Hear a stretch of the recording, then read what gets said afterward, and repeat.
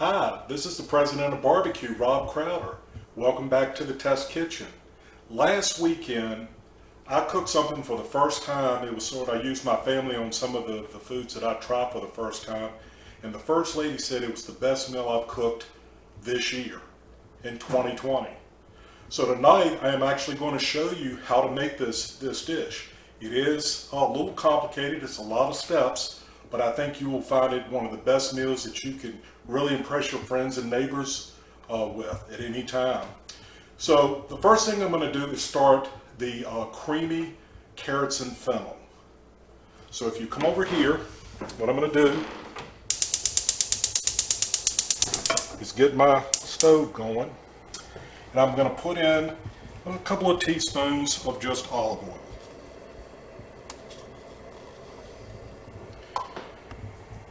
Let that heat up just a little bit. If you come on over here and take a look, this is carrots out of the president's garden, and this is a fennel.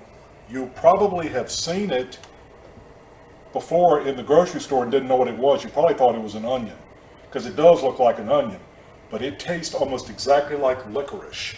And it's very good, and it breaks a good contrast between a sweet and a savory. And it's not overly bitter either. So this has gotten a little warm, so what I'm going to do, as you can see, I'm just going to put it in the frying pan. And all I'm really trying to do here, and this is one recipe, and the recipe will be at the end of the video, but this is one recipe, so it's 2 fennel bulbs and 6 carrots. That's all that's in there.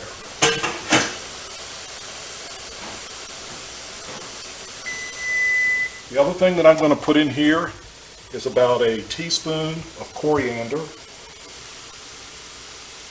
Just spread it around. I'm also going to put about a half a teaspoon of fennel seeds. Okay. So now what I need to do is just start stirring it around. You'll see that it does coat. Both of these vegetables have a lot of liquid in them. That's why they use more oil than I did, because a lot of this is going to cook off. You just kind of want to get this to a brown color. And again, there's no right or wrong way to do this. Just stir it around, and you'll see it turn a little bit of a different color in a second.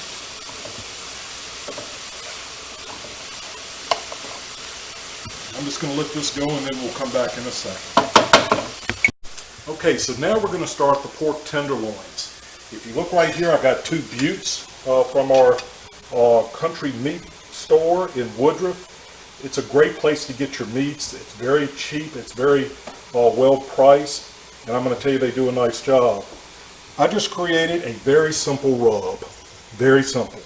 This has got 1 teaspoon of black pepper, 1 teaspoon of salt, 1 teaspoon of paprika, and 1 teaspoon of garlic powder. That is it.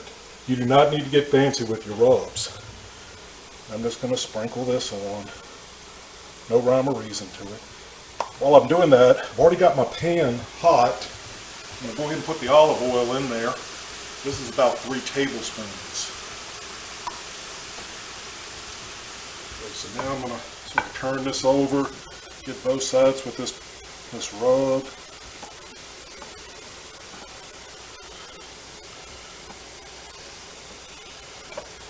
You'll see some of it sort of falls off. We can go back and get that in a second.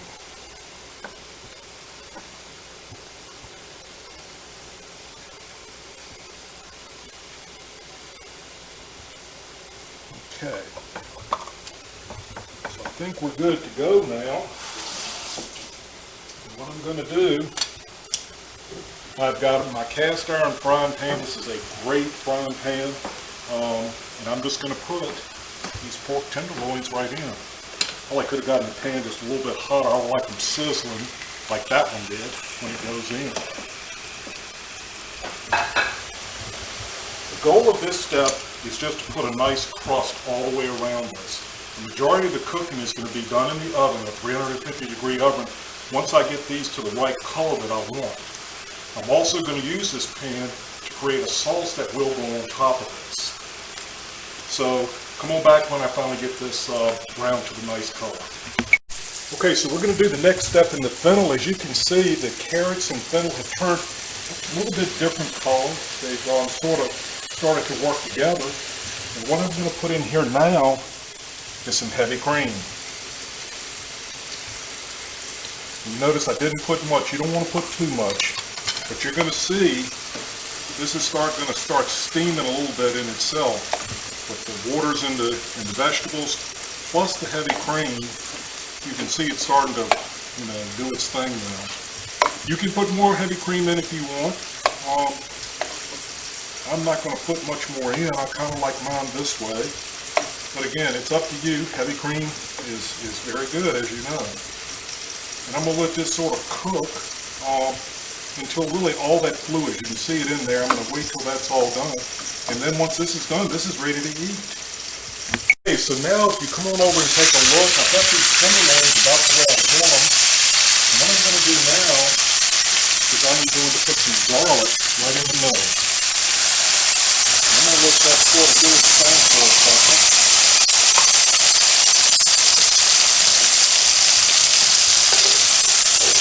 And I want to get all that good stuff down the bottom.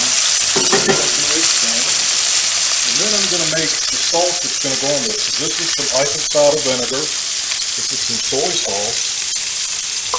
And this is honey.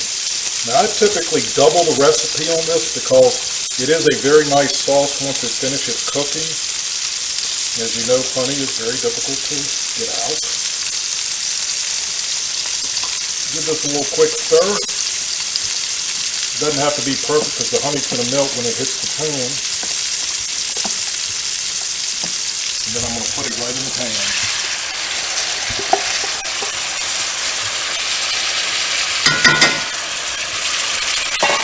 Now, what I'm going to do next is stir the pork tenderloins in this sauce just one time. And now they're going into the oven.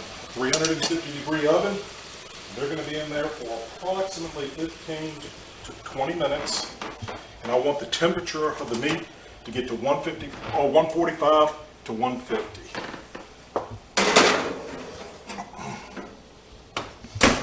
So the next dish we're going to make is a butternut squash risotto. So what I've got here is I've got 4 tablespoons of butter in a frying pan, just sort of getting it melted down. And I'm going to add 2 cups of risotto rice. Now what I'm going to do here is this rice is very difficult to cook because you got to really go through many steps and you don't want it to be mushy when you're done. So I'm going to coat the butter on here and I'm going to let this sort of cook for about 5 minutes, and when we get back it'll be ready when the rice is a little bit clear. Okay, so you can see the rice has turned a little bit brown, which is exactly what I wanted it to do, and it's sort of clear a little bit. What I'm going to do now is add some wine to this. I'm going to incorporate that all around into it. And I'm going to drop the temperature just a little bit. What's going to happen is this wine is going to absorb into the rice. So if you look now, that wine has actually been absorbed into the rice. What I'm going to start doing now is adding chicken stock that I've already gotten heated on my stove. And I'm going to do this 4 times. I'm going to let that much chicken stock go in each time. I'm also going to add, I went ahead and boiled some butternut squash and I mashed it. And this is the stage that it goes in to your risotto. And I'm going to stir it in there, and it's going to sort of incorporate as it sort of liquefies in the heat of the chicken stock. Okay, so if you look now, you can see that it sort of has worked it down. It's turned into a beautiful butternut squash color. And now we got to do the second round of this, or the third round. The wine is considered round 1. This will be round 2. And we will have round 3. Now, just so you guys know, you're going to need to test this. You're going to need to eat some of it.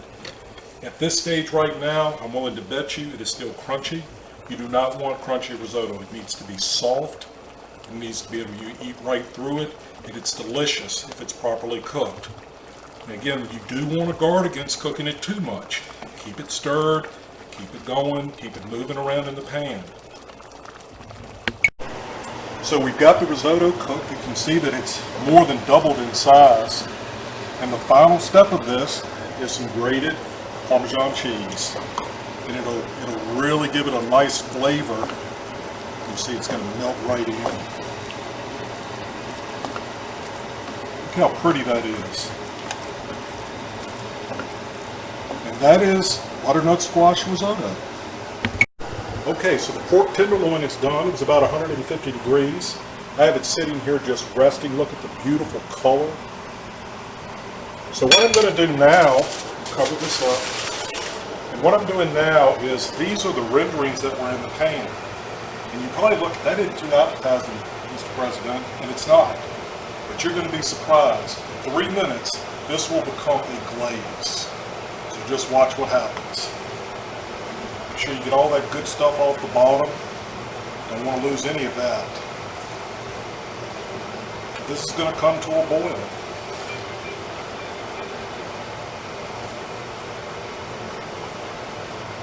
I don't know why it works, but it does.